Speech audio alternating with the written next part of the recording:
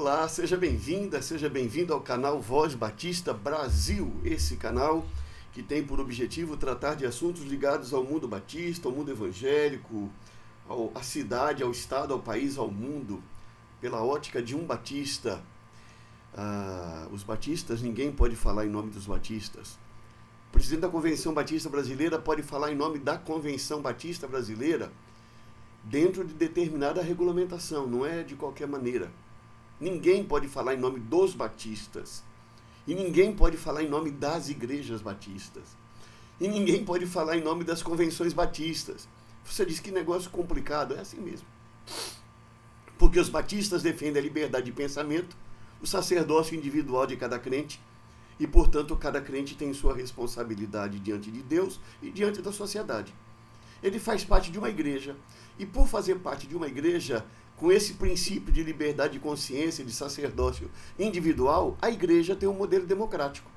É na reunião dos diversos pensamentos, debatidos democraticamente e decididos pelo voto da maioria, que funciona uma igreja batista local.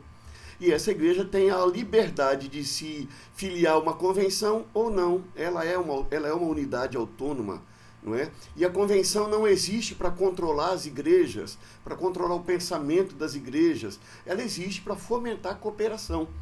As igrejas que se enquadram naqueles princípios básicos do que é uma igreja batista e que se propõem a ter como referência a declaração doutrinária da convenção, já que a nossa regra de fé e prática não é a declaração doutrinária, são as escrituras sagradas, não é? A declaração doutrinária é um resumo de alguns pontos que a convenção...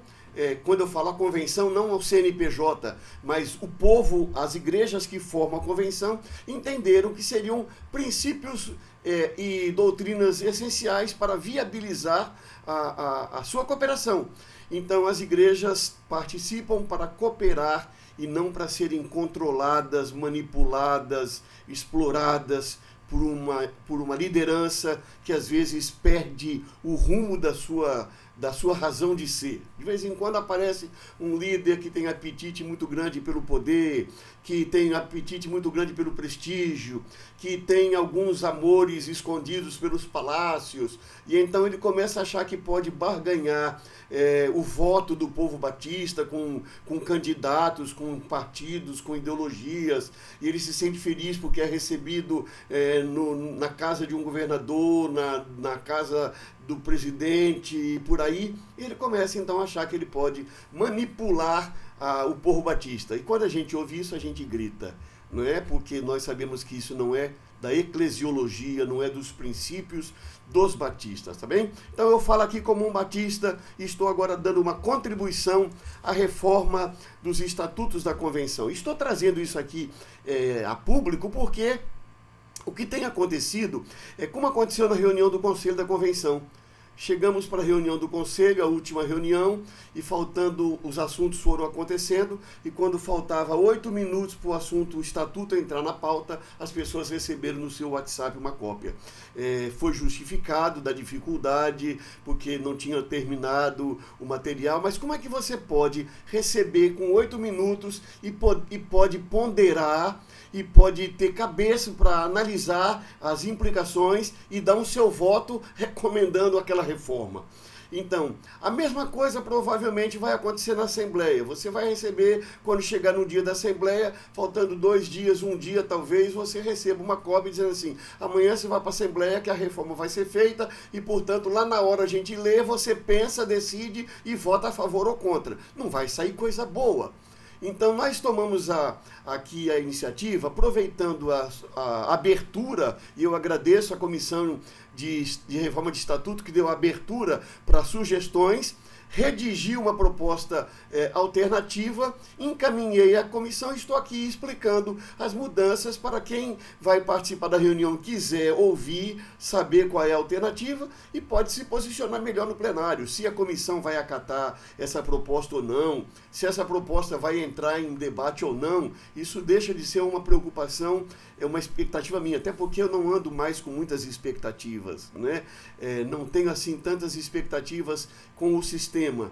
Hoje eu sou um pastor de uma igreja local que quero cuidar da minha igreja e quero dar minha contribuição. Onde tiver uma oportunidade para eu falar, eu estarei falando. Mas não tenho expectativa de ocupar cargo, não tenho expectativa de que as sugestões serão ouvidas, mas elas estão aí.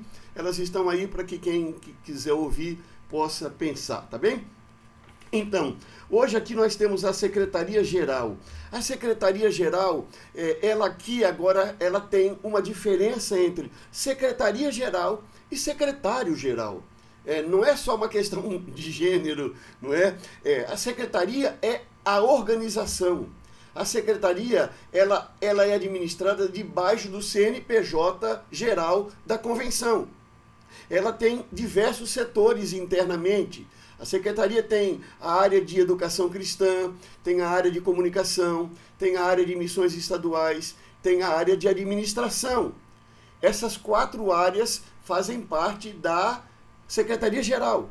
E tem o acampamento batista, que é o Sítio Silvânia, o Centro Batista de Treinamento e Lazer, que também está dentro da Secretaria. Nós estamos propondo agora que haja a criação de um setor chamado de responsabilidade social. Esse setor, ele vai então cuidar daquilo que a ABAS faria. A ABAS não tem funcionado. Então, a nossa proposta, eu sou tesoureiro da diretoria da ABAS, e existe uma ideia que está em amadurecimento. A ideia de que, se a convenção criar um setor de responsabilidade social, já que já existe uma verba destinada para essa área, a ABAS faz o seu processo de extinção. E aí esse setor passa a responder pela responsabilidade social da convenção em diversas questões que serão trabalhadas no regimento interno, tá bem? Então, a Secretaria-Geral passaria a ter essas 5 áreas, né? A área de comunicação, a área de educação cristã, a área de missões estaduais, a área de administração, o setor de administração, o Sítio Silvânia e o setor de responsabilidade social. Isso seria a Secretaria-Geral da Convenção Batista de Pernambuco. E aí no Estatuto vem dizendo qual é a finalidade da Secretaria, quais são as atribuições da Secretaria, e depois vem a atribuição do secretário-geral, e nós então procuramos trazer apenas aquilo que já existe no Estatuto. Na proposta inicial do Comitê de Reforma, a ideia era retirar as atribuições de administração do secretário-geral. E o secretário-geral não teria uma finalidade a não ser fazer contatos, viajar. Mas nós já temos uma pessoa que é o coordenador de missões, que tudo bem, ele tem um trabalho específico voltado para trabalhar com missionários e trabalhar com as igrejas no sentido de fomentar a cooperação missionária, abrindo novos campos, fazendo convênios, parcerias, enfim.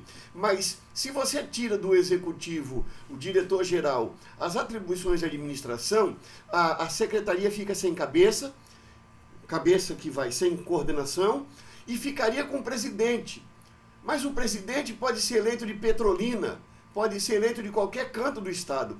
E o presidente pode ser uma pessoa que tem uma boa capacidade de liderança, de motivação, de organizar eventos com o povo batista, mas pode não ter aquela qualificação necessária para administrar o dia a dia de uma organização complexa. Eu trabalhei já 4 anos como presidente da Convenção Batista Baiana e trabalhei 3 anos com a Secretaria-Geral da Convenção Batista de Pernambuco. E eu sei que o sistema é complexo, não é simples, não é, politicamente é muito complexo, tecnicamente tem diversas variáveis que exigem conhecimento e atenção, e, portanto, nós não poderíamos tirar do diretor executivo da convenção essa responsabilidade, tá bem? Então, aí nós temos as atribuições dele, quais são os papéis que ele tem. Fizemos algumas distribuições de tarefas, trazendo para ele algumas coisas que estavam para o conselho, dentro daquela ideia de que conselho não é executivo, secretaria é executiva. Conselho trabalha planejamento, secretaria desenvolve e executa o planejamento. A secretaria e os setores da secretaria, eles cuidam do planejamento, da parte operacional do planejamento, cada área cuidando da operacionalidade. Participa na discussão sobre a parte tática, cada setor com o seu comitê, trabalhando como vai executar, transformar em metas o planejamento estratégico que é pelo Conselho. Então, esses ajustes nós fizemos, e o regimento interno vai dizer a finalidade e atribuição de cada setor, especificamente da Secretaria-Geral. Lembrando que nós estamos propondo a criação do setor ou área de responsabilidade social, e você deve ficar atento, então, a essa nossa proposição, tá bem? Espero que isso tenha dado aí uma visão do que é a Secretaria-Geral, não é? Repetindo, resumindo, ela coordena a área de missões estaduais, a área de comunicação, a área de educação cristã, a administração patrimonial e de recursos financeiros da convenção, o sítio Silvânia, e também temos aí a proposta da responsabilidade social, tá bom? É o coração, digamos assim, do trabalho geral dos batistas. Eu diria que a Secretaria-Geral é o coração desse que faz distribuir o dinheiro do plano cooperativo, que resolve questões, ouvindo igrejas e acompanhando, enfim. E nós teremos, então, mais detalhes, inclusive sobre a comissão de apoio às igrejas no regimento interno. Tá? Você lê, então, por favor, a proposta que nós estamos fazendo, que está no capítulo, na seção 1, a partir do artigo 47, sobre a Secretaria-Geral, e deixe seus comentários, aquilo que você concorda, aquilo que você não acha bom, se você tem alguma ideia que não foi lembrada, você pode colocar aí, e nós estaremos, então, caminhando com você. Se gostou, curta, comente e compartilhe. Forte abraço, até o próximo.